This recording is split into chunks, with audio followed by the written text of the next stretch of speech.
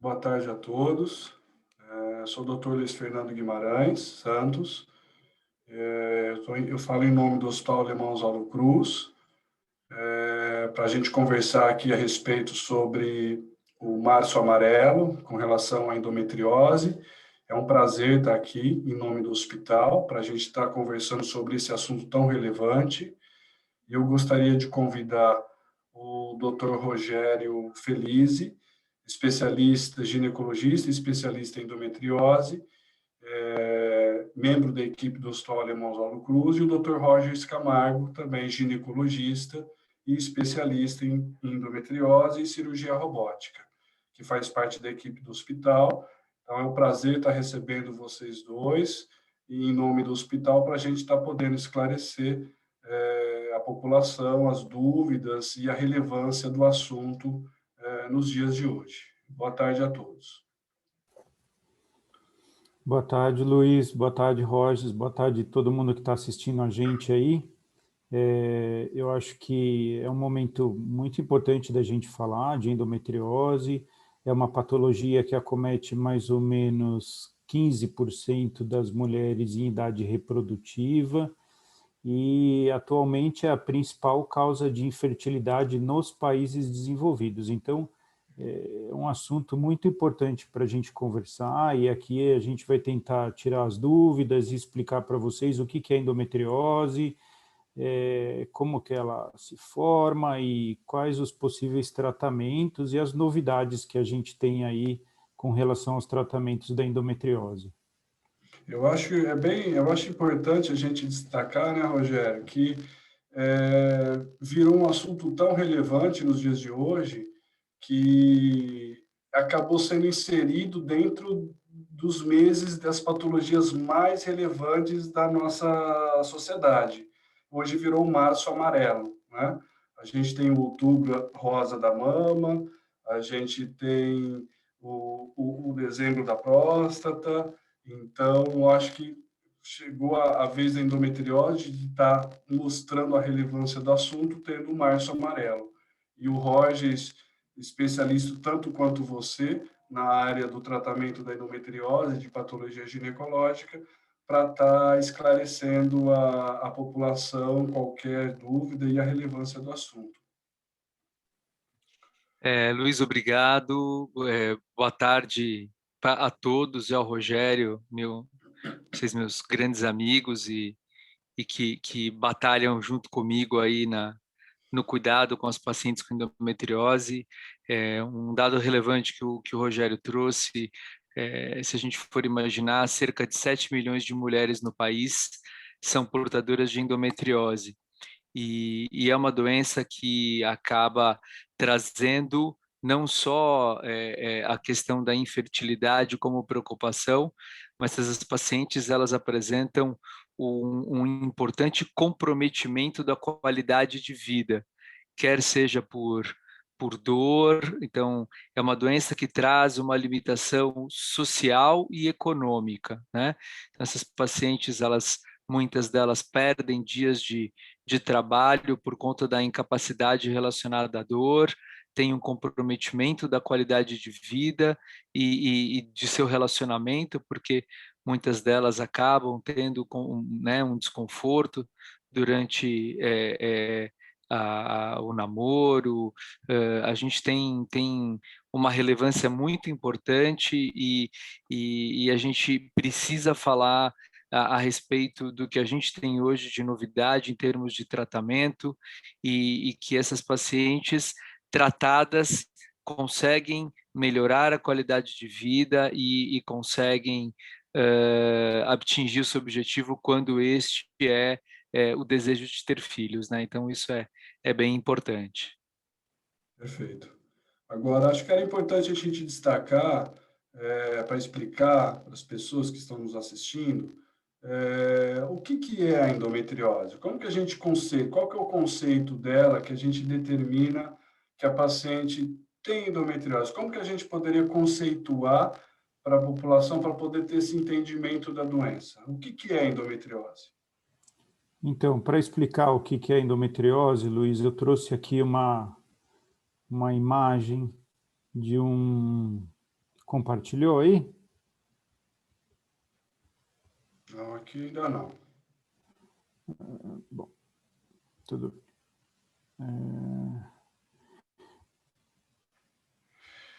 Bom, eu não estou conseguindo compartilhar minha imagem, mas a endometriose é quando o tecido que reveste o útero da mulher por dentro acaba se implantando em outros locais. Então, esse tecido chama-se endométrio e existem algumas teorias, algumas explicações que podem levar esse tecido a migrar do local onde ele deveria estar, que é a cavidade uterina, para outros locais. Então, hoje, a principal explicação para isso a gente chama de menstruação retrógrada, ou seja, através o tecido endometrial, ele acaba migrando para dentro da cavidade abdominal através das tubas uterinas. Então, essa ainda é a principal explicação para o aparecimento da endometriose. Existem outras teorias que se discute muito, né? Então, existe uma teoria imunológica, existe uma explicação de disseminação por sistema linfático, então existem várias explicações para isso, mas a mais aceita atualmente ainda é o refluxo de células endometriais através das tubas uterinas. E essas células acabam caindo dentro da cavidade abdominal, né, ou se aderindo aos órgãos abdominais internos, ao tecido peritoneal, que é um tecido que reveste o útero por dentro, ao intestino, às tubas, ao ovário, à bexiga, enfim. E os sintomas que essa paciente vem apresentar, muitas vezes são decorrentes aos órgãos que ela está comprometendo. Então, nada mais é do que o tecido que reveste o útero por dentro que está fora do seu local de origem. Perfeito. A gente tem um questionamento aqui da internauta Bianca Ribeiro com relação à dúvida dela, no sentido se os ovários policísticos têm relação com a endometriose, né? Se a portadora do ovário policístico tem algum risco para poder ter a endometriose. Isso é mito ou é verdade? Isso é mito, não existe relação de síndrome dos ovários policísticos, é uma síndrome que está relacionado principalmente com alterações hormonais e aumento da resistência periférica à insulina, não tem relação causal com a endometriose. Pode ser que uma mesma paciente tenha endometriose e tenha também síndrome de ovário policísticos, mas não que uma leve ao aparecimento da outra. Perfeito. Rogers, eu acho que a gente pode começar a falar sobre os sintomas e como que as pacientes devem suspeitar que elas podem estar com endometriose. Eu acho que isso é bem legal. Relacionado aos sintomas, talvez o principal sintoma seja a dor, né? E a gente tem que pensar que as coisas não estão caminhando bem quando a gente começa a ter um aumento na intensidade da dor, principalmente no período menstrual. A queixa de ter uma cólica menstrual incapacitante é algo que tem que nos fazer pensar na doença, e não é isso acontecer, por exemplo, somente em um ciclo. Quando a gente começa a observar que essa dor ela começa a ser cada dia mais frequente, isso tem uma duração maior do que 4, 6 meses, a gente tem que ter uma relevância. Outra situação é o que a gente chama de dor pélvica crônica, que é a dor que mantém a sua duração, mantendo as suas características num período superior ou igual a 6 meses. E nisso a gente poderia incluir, por exemplo, as pacientes que têm a dor à atividade sexual, né? O que a gente chama no meio médico de dispareunia, principalmente a dispareunia de profundidade. Além disso, a gente pode ter aumento do fluxo sanguíneo durante a menstruação, então a menstruação começa a mudar a sua característica, ela começa a aumentar a intensidade, isso é algo que também tem que nos deixar atentos e a gente precisa pesquisar, né, avaliar se não existe nenhuma alteração hormonal, mas eventualmente relacionado a isso a gente pode ter a endometriose. E a questão da infertilidade, né?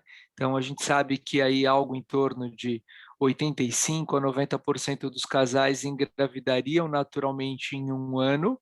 Então eu tenho o casal que engravida no primeiro mês e o que engravida no 12º mês a partir do início das tentativas. Esse casal é considerado normal, mas a partir disso a gente tem que pesquisar. E a gente sabe que dos casais que não conseguem engravidar, a endometriose ela está presente em 40 a 50% destas mulheres. Então, estes seriam os principais sintomas. Mas a gente tem outros sintomas relacionados à parte urinária, por exemplo, pacientes que, de forma cíclica, relacionada à menstruação ou não, começam a ter uma dor, a micção, tem uma dor relacionada à parte urinária, pacientes que têm uma alteração importante do hábito intestinal, tendo uma dor para evacuar e uma diarreia, né, durante o período menstrual, ou, por exemplo, pacientes que têm dor na região do ombro e essa dor ela é cíclica, ela coincide com o período da menstruação. A gente sabe que um pequeno grupo de pacientes que têm endometriose apresentam, por exemplo, dor na região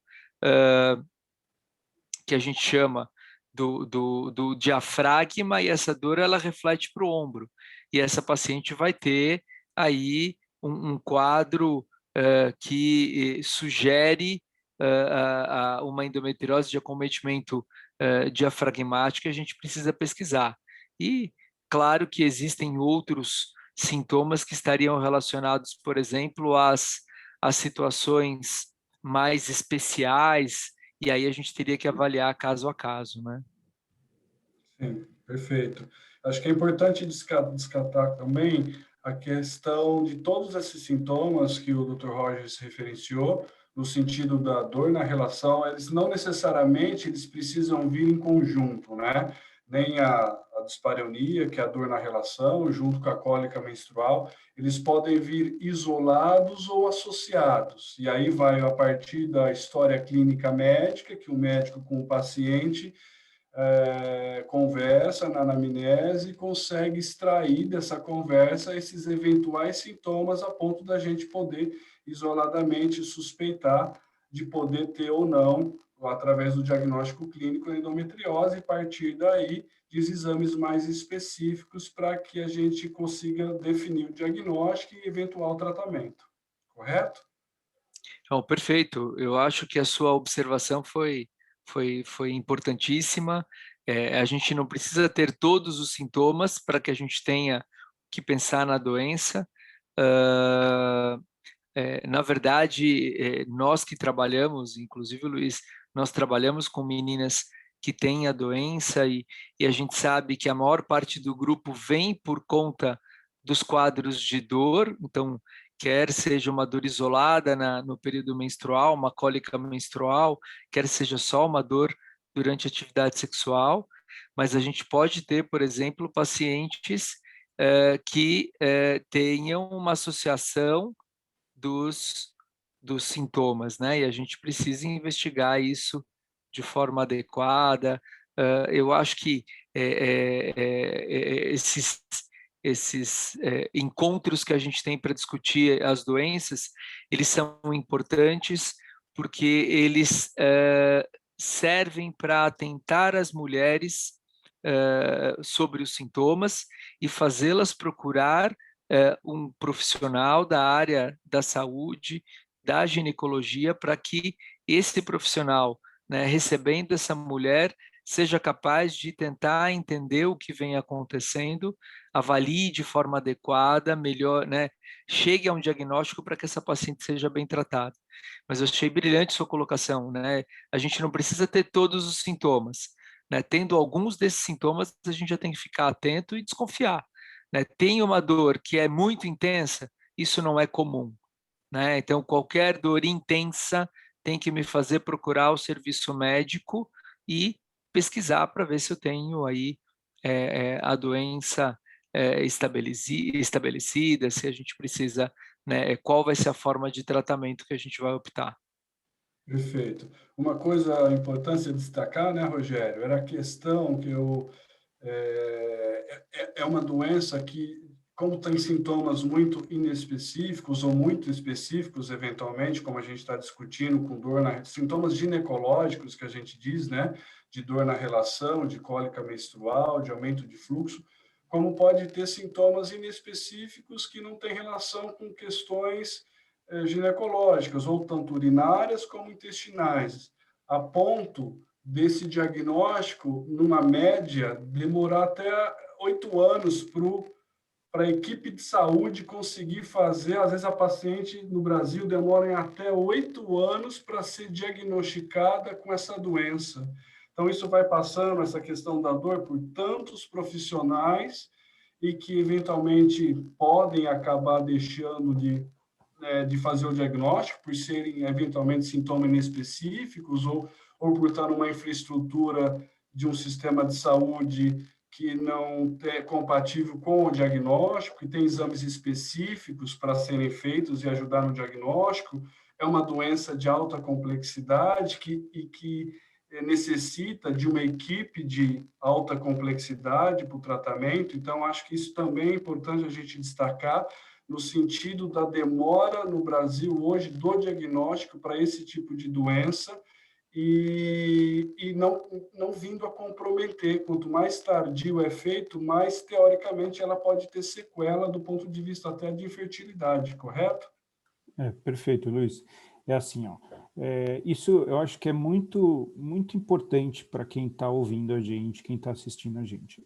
15% das pacientes não têm sintomas. Então, são mulheres totalmente assintomáticas e que, muitas vezes, num achado de exame, a gente acaba descobrindo a endometriose.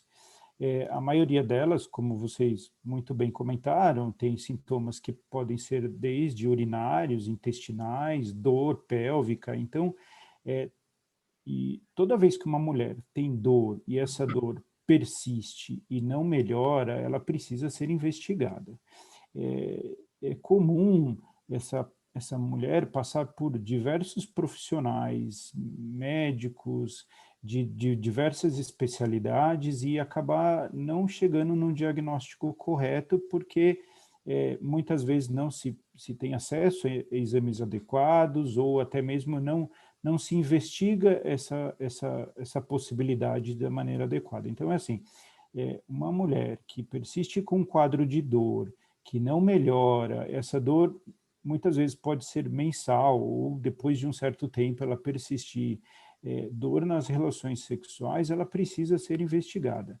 E isso que você comentou é verdade, tanto no Brasil como nos países desenvolvidos, a gente tem um tempo de demora de 8 até 12 anos, do início dos sintomas até o diagnóstico, ou seja, essa pessoa, essa mulher, acaba passando anos e anos e anos sofrendo com sintomas de dor e vai passando por diversos profissionais sem que essa hipótese seja levantada. Hoje em dia, felizmente, e é por isso que é importante esse movimento do Março Amarelo e isso que a gente está fazendo hoje em dia, felizmente, muitas pessoas já ouviram falar e já conhecem a doença. E quando esses sintomas de dor persistem, elas próprias já procuram um especialista questionando essa possibilidade de ser uma endometriose. Então, isso eu acho que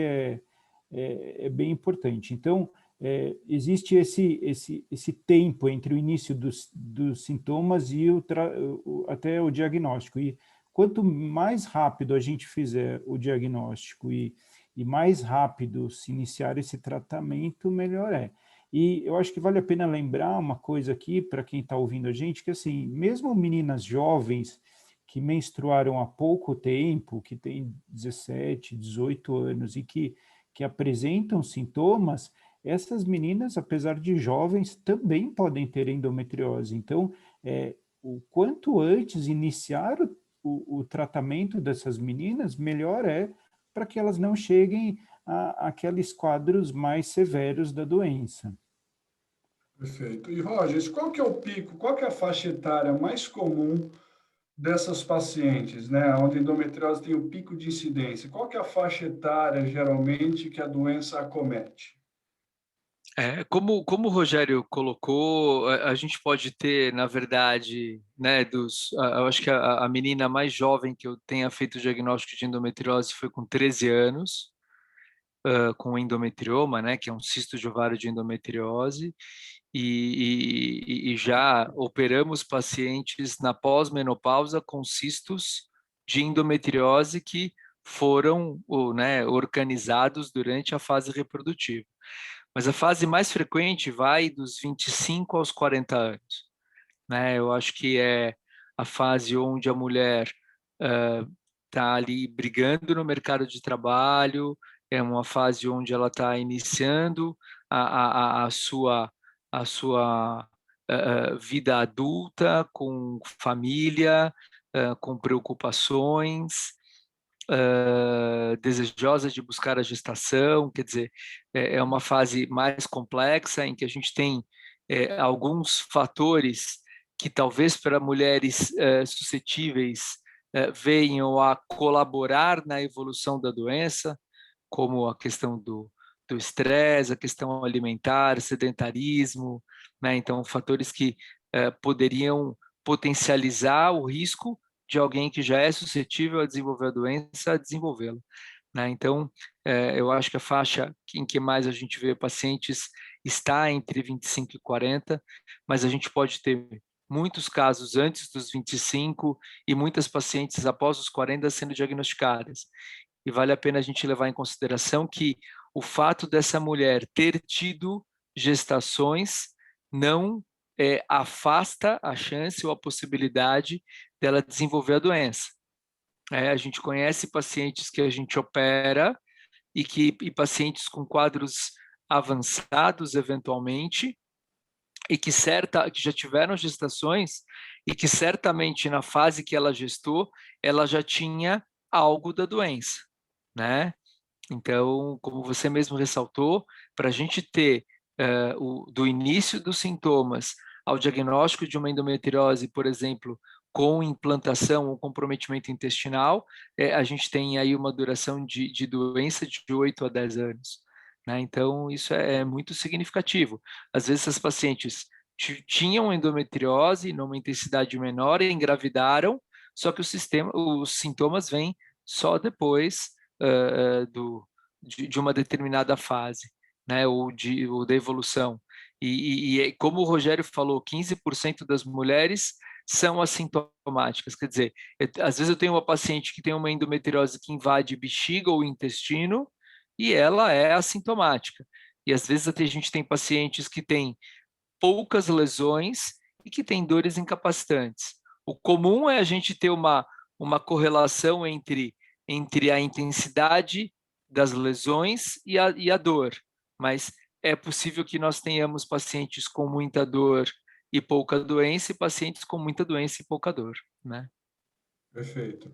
Eu acho que esse ponto que você tocou, Rogers, com relação aos fatores ambientais, né, o estresse, o modo de vida, atividade física, né, eventualmente existem alimentos que promovem ação inflamatória, né, que colaboram na piora dos sintomas clínicos, até para quem não fez o diagnóstico ainda ou para quem já fez o diagnóstico e é orientada do ponto de vista de comportamental, tanto do ponto de vista alimentar como do dia a dia, não só necessariamente da alimentação, mas a equipe multidisciplinar está inserida nesse processo também, né, para orientar a eficácia do tratamento proposto e minimizar os sintomas eventualmente da doença.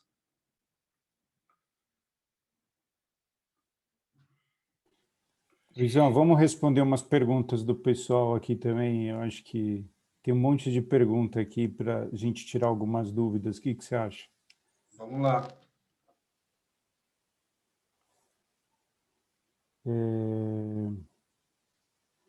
Primeiro, Ildinha Santana, minha filha tem fortes cólicas todos os meses antes e depois da menstruação. O médico passa o medicamento e não resolve. Pode ser endometriose? Pode responder os dois, por favor. E qual é a faixa etária dela? Ela não coloca, né? Ela está perguntando aqui se pode ser. Eu acho que, assim, sim, tem dor que não melhora com analgésico convencional que a gente toma em casa. Eu acho que é possível que seja endometriose, sim, Ildinha. Eu acho que vale a pena procurar realmente e tentar investigar melhor isso para tirar essa dúvida. Eu acho que é importante. Certo. Alguma outra pergunta relevante? Tem bastante pergunta aqui no chat aqui. Eu vou passar algumas aqui para vocês. Cadê? Kelly Gonçalves. Boa noite, doutor. Descobri que estou com endometriose e mioma. Está muito pequeno, mas quero engravidar. Posso engravidar com isso? Tomo medicação para induzir a minha ovulação?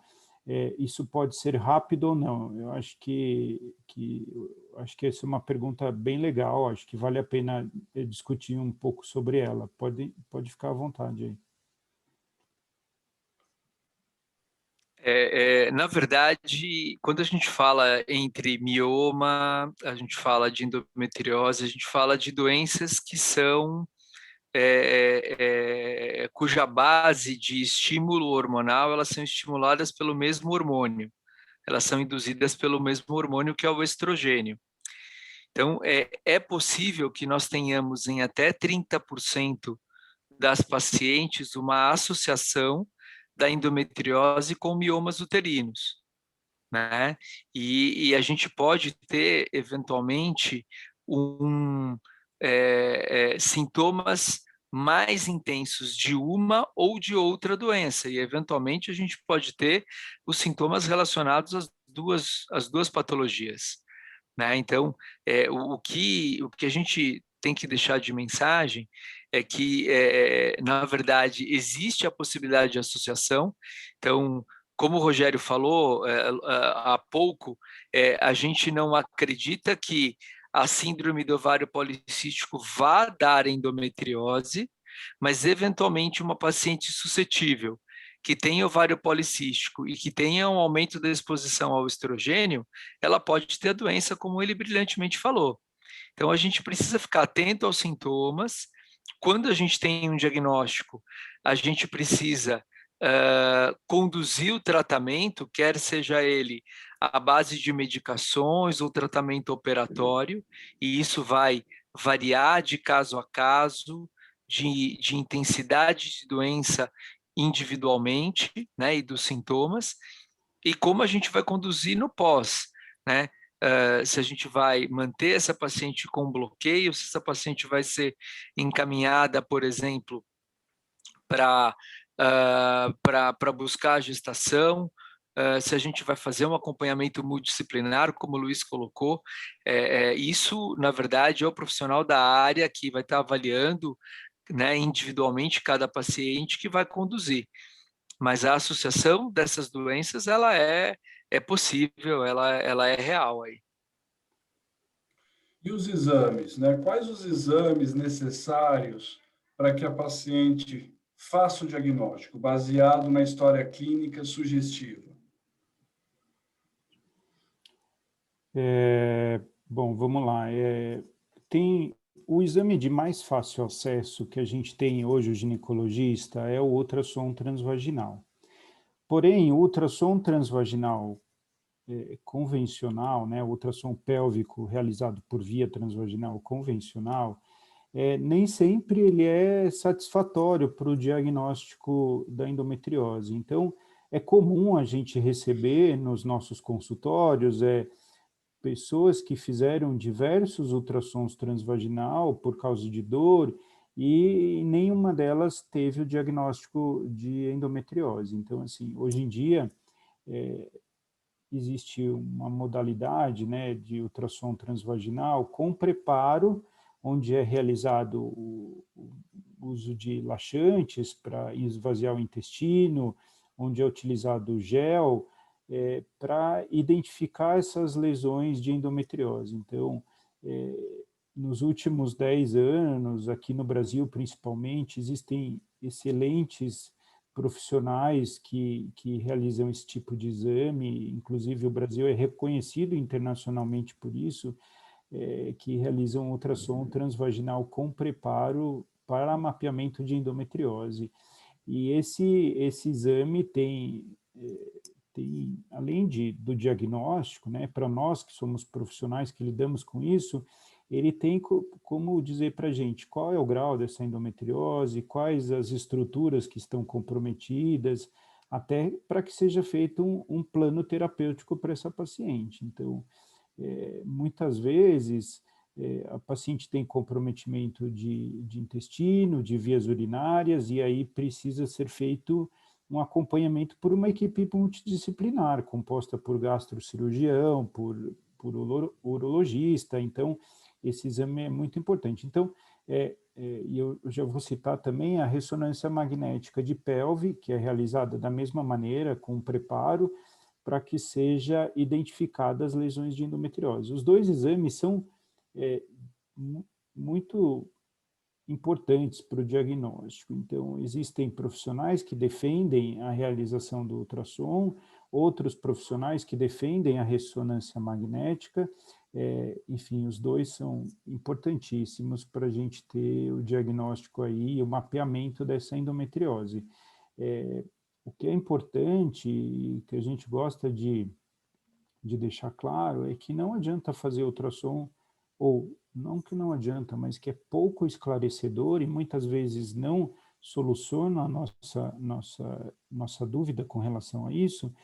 Não adianta fazer exame sem o preparo adequado, porque nem sempre a gente vai conseguir entender se essa paciente realmente tem endometriose ou não. Então, hoje em dia, os dois principais exames que a gente tem para elucidar a nossa dúvida é o ultrassom transvaginal com preparo para mapeamento de endometriose e a ressonância magnética com preparo. Infelizmente, não são todos os locais que dispõem desses exames, de profissionais qualificados para realizar esses exames, e tampouco a ressonância, que às vezes o custo é um pouco mais elevado. Porém, são os exames que trazem mais informações para a gente, para que a gente possa conduzir esse caso. Perfeito, né? Então, são exames bem específicos e que avaliam áreas que habitualmente o ultrassom transvaginal convencional não rastreia e não procura. Por isso que é importante o médico estar atento com relação à dúvida do diagnóstico e a solicitação desse exame. Agora, Rogers, qual que é a eficácia desse exame? Qual que é a sensibilidade desse exame mostrar que a paciente eventualmente possa ter a endometriose? Para que os pacientes tenham essa noção no sentido da importância do exame e da correlação entre ter ou não ter a doença, através desses exames. Essa sua pergunta é muito interessante, porque assim, a gente tem um trabalho clássico do Maurício Abrão, de 2007, em que ele fez uma comparação do exame clínico, do ultrassom transvaginal com preparo e da ressonância. Então, a primeira questão é uma paciente bem examinada por um ginecologista experiente, a gente consegue fazer o diagnóstico de endometriose em até 60% dessas mulheres.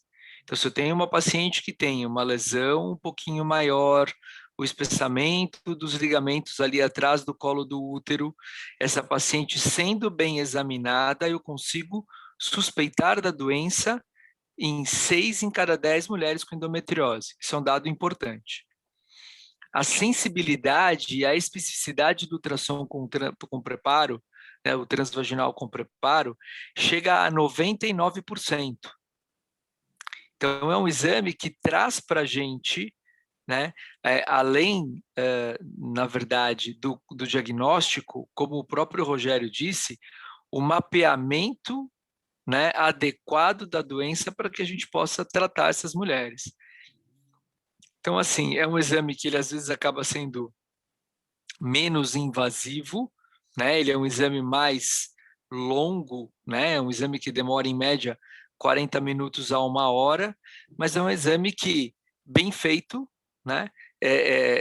Consegue ter uma assertividade muito grande no diagnóstico e já possibilita, como o Rogério mesmo falou, a gente ter o entendimento da equipe que a gente vai tratar essa paciente quando existe indicação cirúrgica do tratamento.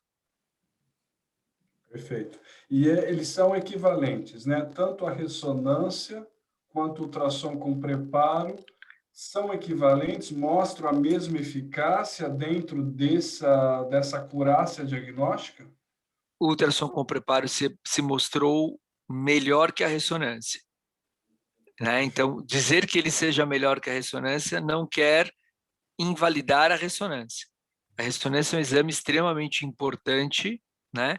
E que muitas vezes as pacientes, quando chegam para nós, que lidamos mais de perto com a doença, elas já chegam com os 2 exames, né? Então, com a ressonância, pedido por alguns colegas, ultrassom com preparo por outros, e são exames que, eventualmente, podem ser até complementares. Então, a importância dos 2 exames ela é grande, né?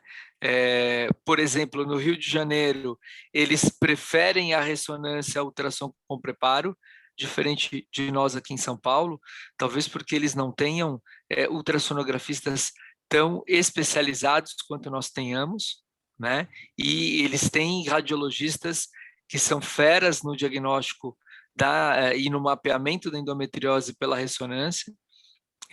Os 2 exames são importantes, mas eu ainda acho, e pelo que a gente vê nos trabalhos, que o ultrassom tem um resultado um pouco melhor.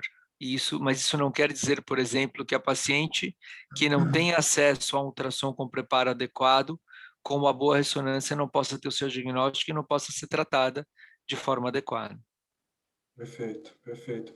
E baseado nesses dados, com essa alta sensibilidade, que chega até 99% de acurácia diagnóstica, a gente poderia dizer que um exame negativo, tanto de ultrassom ou eventualmente de uma ressonância, mesmo que a paciente tenha alguma clínica suspeita, a gente poderia descartar a possibilidade dela ter endometriose e eventualmente deixar de fazer algum tipo de tratamento, tanto cirúrgico ou medicamentoso, baseado nesse resultado negativo? Olha, essa sua pergunta foi brilhante, Luiz.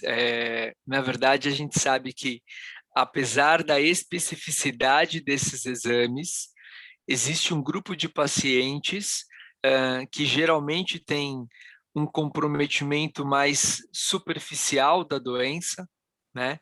Mas não menos doloroso, né? Eu gostaria de deixar isso claro. Então, o fato dela ter lesões superficiais não quer dizer que ela não tenha uma dor intensa.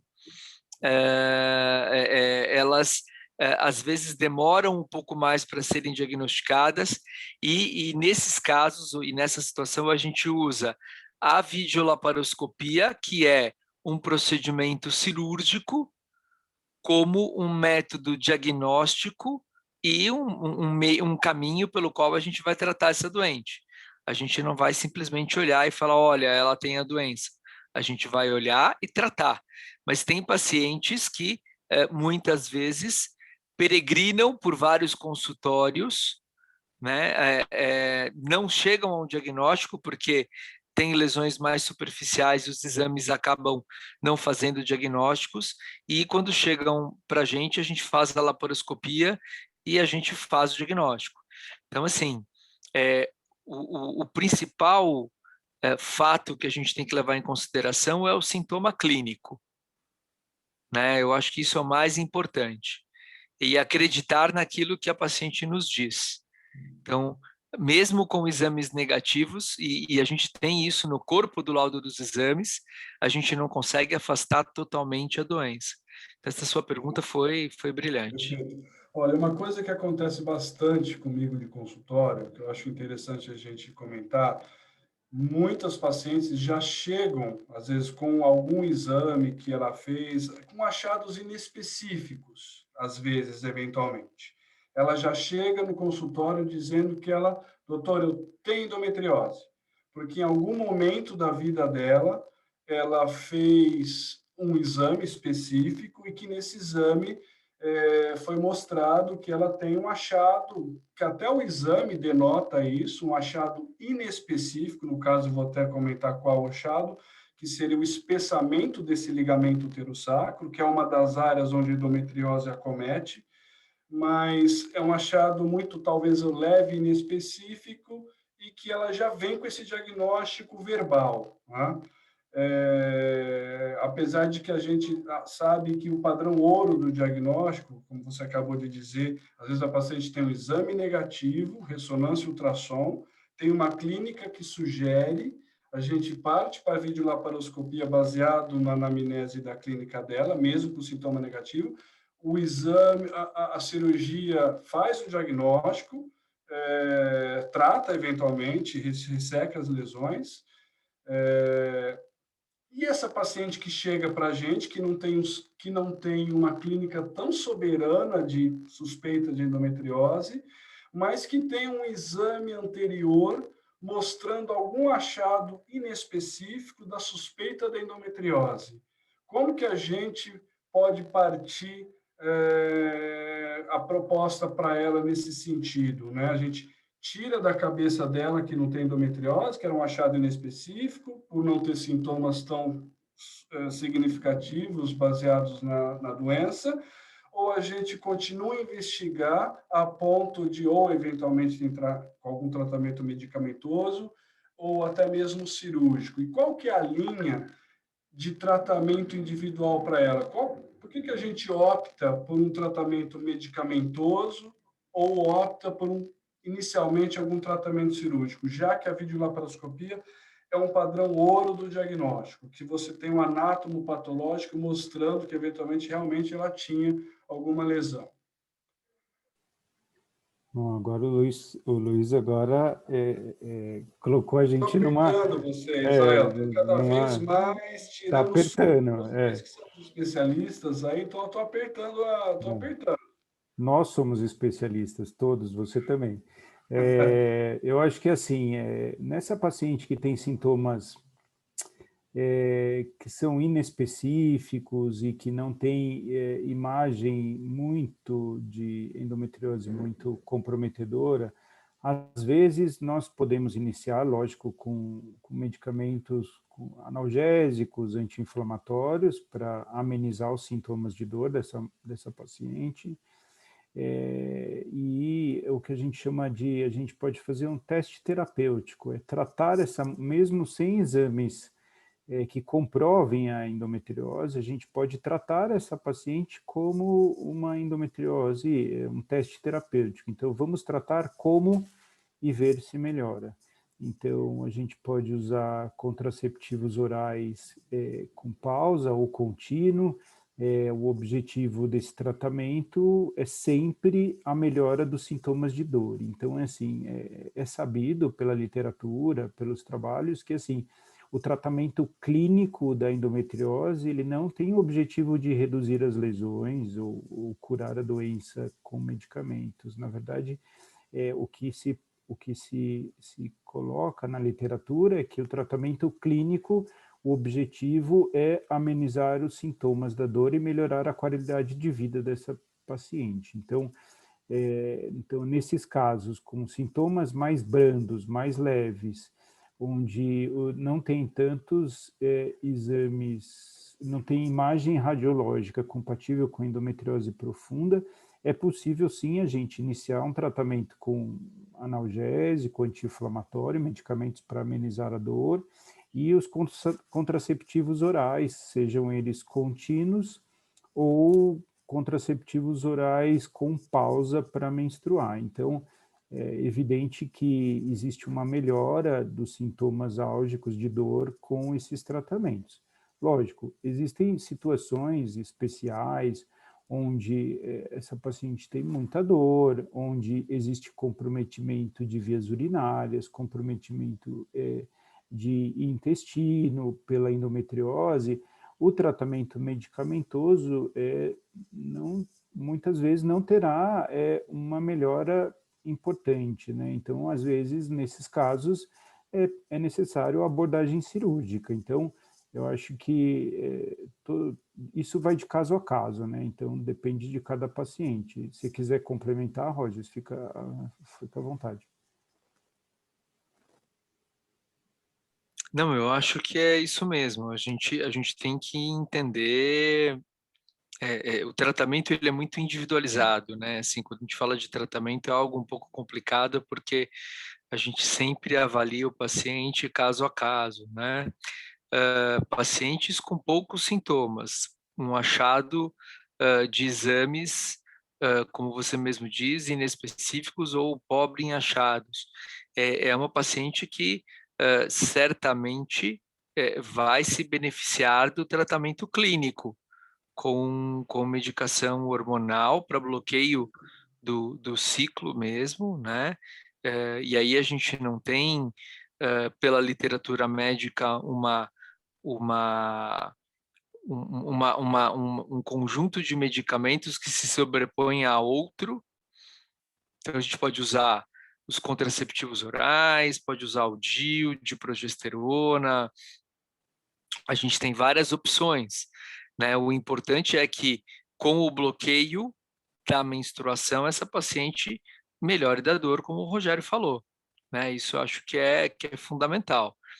E o tratamento cirúrgico, ele também vai estar indicado, né, quando necessário e em casos talvez um pouco diferentes do que esse que você acabou descrevendo para a gente, né, da paciente com achado inespecífico, também vai ser avaliado de caso a caso, né? Uma coisa que a gente precisa deixar claro para todo mundo em relação ao tratamento cirúrgico, além dele ser individualizado, hoje a opção é a gente fazer um tratamento cirúrgico único, né? Então, um tratamento efetivo, o mais amplo possível, né? Para que essa paciente não tenha que ser submetida a múltiplas cirurgias. Então, isso é algo que é importante.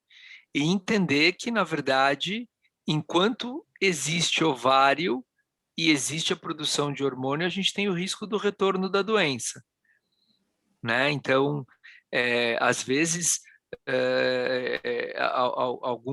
em algumas situações, a queixa da paciente é acolhida, mas a proposta terapêutica tenta colocar a retirada do útero como a principal salvadora da pátria. E não é bem assim. Enquanto eu tenho ovário, eu tenho a chance da doença voltar. Claro, sem o útero isso diminui, mas eu não posso afastar o retorno. Então, eu acho, às vezes eu sou um pouco repetitivo em falar que o tratamento ele é individual, mas porque se alguém tem a doença, ela precisa procurar um profissional da saúde para ter uma condução do seu tratamento de forma adequada, né? A cirurgia para todo mundo? Não, talvez não seja para todo mundo, para a maior parte das pessoas, mas a gente sempre tenta, e essa prova terapêutica que o Rogério falou é algo importantíssimo. A gente sempre faz a prova terapêutica para tentar ver se esse paciente vai diminuir, ou pelo menos para a gente melhorar a qualidade de vida do doente até que a cirurgia chegue, entendeu? Eu queria aproveitar só para fazer uma consideração, já que eu acho que assim, o tratamento da endometriose, eu acho isso bem importante para quem está ouvindo a gente, ele sempre deve ser feito por uma equipe multidisciplinar. Então, essa equipe, geralmente, né, o primeiro médico que atende essa paciente é o médico ginecologista, mas além do médico ginecologista, muitas vezes essa paciente precisa ser acompanhado por um gastro, por um médico urologista, por um médico especialista em dor crônica. Então, assim, tem pacientes que têm dor há 10, 15 anos. Essas dores são muito complicadas de se tratar e precisam ser tratadas por um profissional que saiba lidar com isso, que são profissionais geralmente médicos anestesistas especializados em dor. Muitas vezes, essas pacientes precisam ser acompanhadas também por um nutricionista, por um fisioterapeuta, então são profissionais que nos auxiliam nesse tratamento. Então, por isso que hoje, né, em vários locais, tem centros de endometriose. Então, são hospitais, né, tem hospitais privados e hospitais públicos que reuniram profissionais especializados no tratamento de endometriose para conseguir dar o melhor tratamento possível para essa paciente. Então, nesses centros, geralmente ela faz exames de imagem, ela faz com profissionais que estão habilitados, ela passa muitas vezes com psicólogo, como a gente conversou no começo, muitas dessas mulheres têm a qualidade de vida prejudicada, o que interfere na sua vida pessoal, na sua vida profissional, no seu relacionamento, e acaba sendo acolhida por todos esses profissionais. Eu acho que isso é muito importante para quem está ouvindo a gente, saber que o ginecologista, ele não consegue fazer nada sozinho, ele precisa de apoio de todos esses outros profissionais. Bom, vamos falar um pouquinho rápido. Teve umas perguntas aqui, só para a gente. O Rogers respondeu uma, que a esterectomia não soluciona todos os problemas, então existem situações onde ela vem, mas não soluciona todos os problemas. Eu acho que a gente poderia falar um pouco da cirurgia e os avanços cirúrgicos, né, da endometriose. Eu acho que isso é o que a gente tem de melhor hoje em dia, né, que é a tecnologia que a gente utiliza para tratamento de endometriose. Aqui no Brasil, nos últimos 10 a 15 anos, a gente tem a cirurgia robótica, que o Rogers pode falar melhor do que ninguém sobre isso. Então, eu acho que assim, existem muitos avanços no tratamento da endometriose e que possibilita uma maior chance de cura, como foi falado aqui, menor chance de ter que passar por várias cirurgias. Então, eu acho que a gente pode falar um pouco sobre isso para que as pessoas tenham ideia do que é feito e o que a gente tem a propor hoje em dia de tecnologia para auxiliar no nosso tratamento.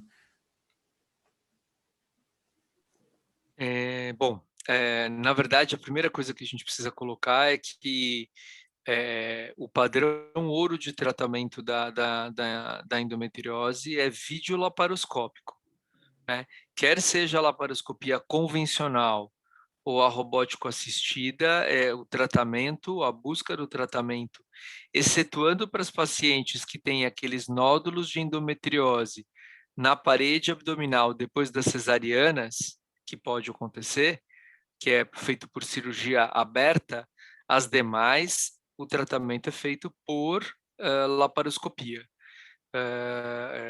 Eu e o Rogério, nós militamos no tratamento da endometriose na videolaparoscopia há mais de 20 anos aí, e a gente observou uma mudança na forma de tratar a doença. Então, quando eu era residente ainda há mais de 20 anos, a gente cauterizava as lesões de endometriose e a gente achava que estava tratando a doente. E aí a gente começou a entender com os estudos e com tudo que se nós não retiramos as lesões de endometriose, né, independente de onde elas estejam, a gente não está tratando a doença, né? Então a gente está eventualmente diminuindo a quantidade, mas eu não estou tratando plenamente. Então, independente da via que a gente utilize ou da tecnologia em relacionado às pinças que a gente utilize para a realização da cirurgia, se a gente não tirar a doença, a gente perpetua a doença, a gente não está tratando a doença. Em relação à abordagem assistida por robô, na verdade, a gente tem uma ferramenta, que é uma ferramenta em que a gente tem uma visão tridimensional, né, diferente da laparoscopia como convencional, que a gente tem uma visão bidimensional, a gente tem uma visão tridimensional magnificada e eu tenho pinças articuladas. Então, o ganho que a gente tem é em termos de precisão, né? E de menor trauma. Se a gente for avaliar isso, os trabalhos ainda não conseguem comprovar isso, mas a gente acredita pela experiência do nosso time que em um futuro próximo a gente vai ter melhores resultados no tratamento e na ressecção das lesões com a plataforma robótica do que com a laparoscopia convencional. Mas eu repito, o tratamento hoje padrão ouro é laparoscópico. Independente da gente ter ou não o robô, é a vídeo que é a forma de tratar a doença do paciente. E a gente não pode aceitar como paciente nada menos do que a retirada das lesões, né? É claro que quando a gente fala em cisto de ovário, tem algumas peculiaridades, e aí a gente tem que discutir caso a caso, mas se não tira a lesão, a gente não trata a doença. Perfeito.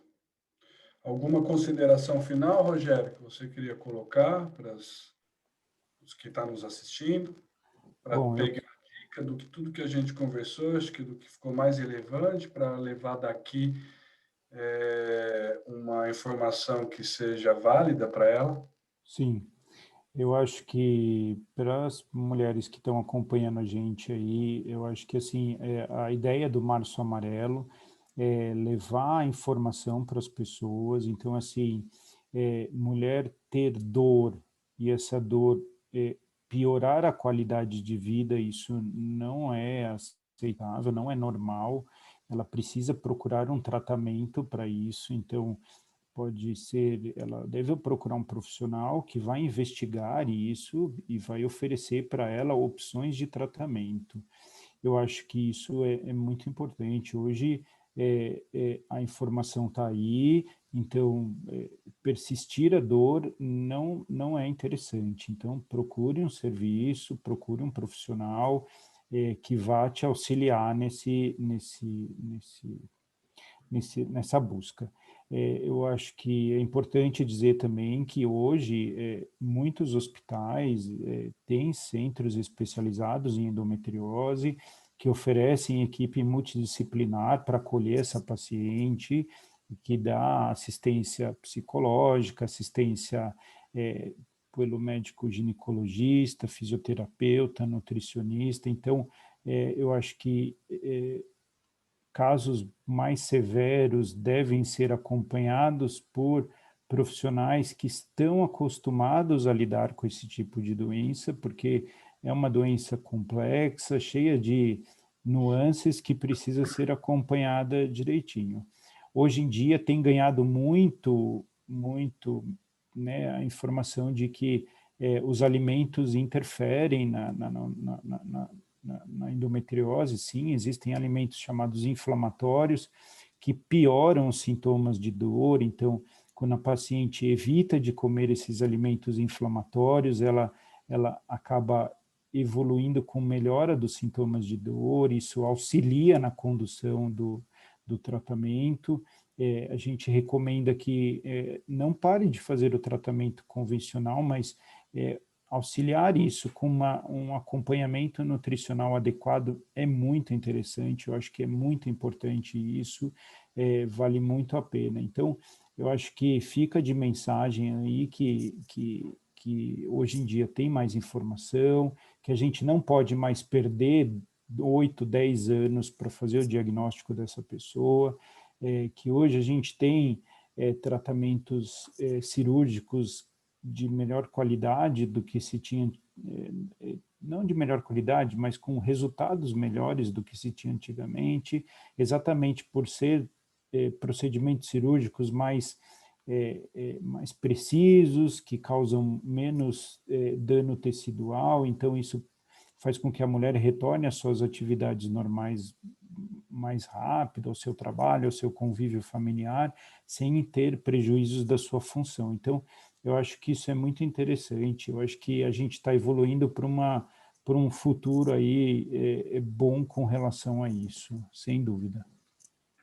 Perfeito. E, Rogers, alguma colocação final que você gostaria de deixar para quem nos está assistindo. E eu queria agradecer mais uma vez os dois aqui, que são meus amigos, trabalham comigo, especialistas, ótimos médicos.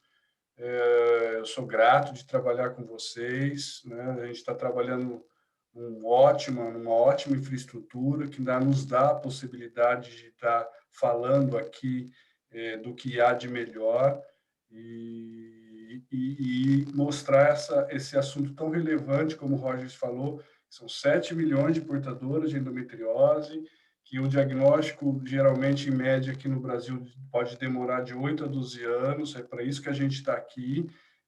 A gente nos coloca à disposição lá no Hospital Alemão Oswaldo Cruz, para que a gente possa auxiliar tanto no diagnóstico, no tratamento, na condução. E, mais uma vez, obrigado à presença dos dois. E gostaria de deixar as considerações finais, Rogers, por favor.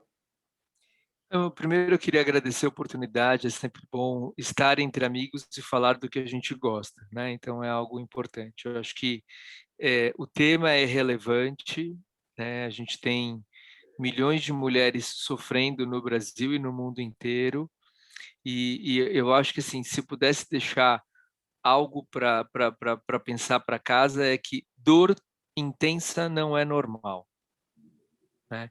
Então, qualquer garota de 9, 10 anos que inicia a menstruação, até qualquer mulher de 55, 56 anos que esteja findando os seus ciclos, vai ter um pouco de desconforto durante o período menstrual. Mas uma dor que incapacita, que impossibilita e intensa não é normal. Então, se existe alguém aqui que está vendo a gente conversar e que, pelo que a gente conversou, acredita poder ser portadora, procure um serviço para que seja avaliada, para que seja pesquisada, né? Não, a gente não pode aceitar mais aquela história de que quando casar passa, quando tiver filho passa, quando isso não existe mais, não cabe mais. Se tem alguma dor incapacitante, procure, ou diferente do habitual, procure o serviço médico para ser avaliada e a partir disso conduzir o seu tratamento e não ficar sofrendo aí 8 a 12 anos. Mais uma vez, obrigado pela oportunidade de estar aqui com vocês. Bom, obrigado vocês mais uma vez e até logo. Tchau, tchau.